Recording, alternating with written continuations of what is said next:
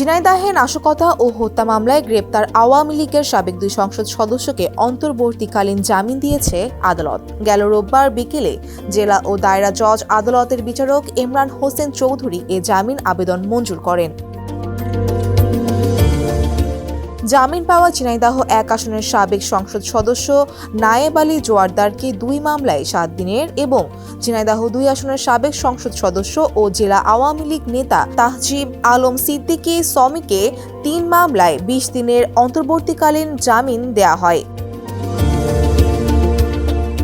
Shea butter ও vitamin E সমৃদ্ধ lily glam beauty soap. Lily, always beautiful.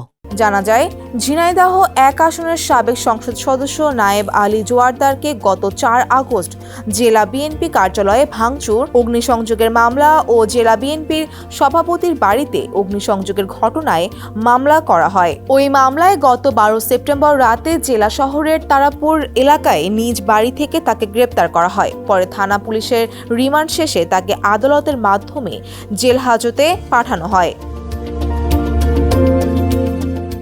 এদিকে গত 7 November রাতে সাভারের নবীনগর এলাকা থেকে ঝিনাইদহ 2 আসনের সাবেক সংসদ সদস্য তাহজিব আলম সিদ্দিকী সমিকে গ্রেপ্তার করে র্যাব।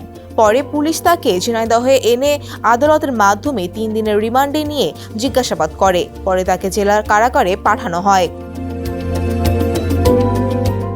2013 সালে ঝিনাইদহ শহরে জামায়াত কর্মী হত্যা ও চলতি বছরের 4 আগস্ট জেলা বিএনপি কার্যালয়ে ভাঙচুর, অগ্নিসংযোগ ও জেলা বিএনপির সভাপতির বাড়িতে অগ্নিসংযোগের মামলায় দেখানো হয় তাকে গ্রেপ্তার।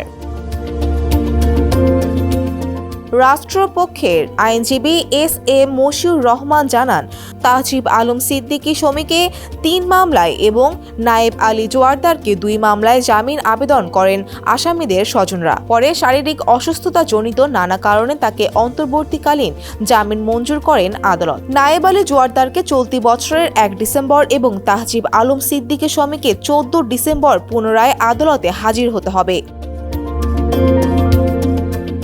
ফৌজিয়া ফারিহা, ডেস্ক রিপোর্ট, সমকাল।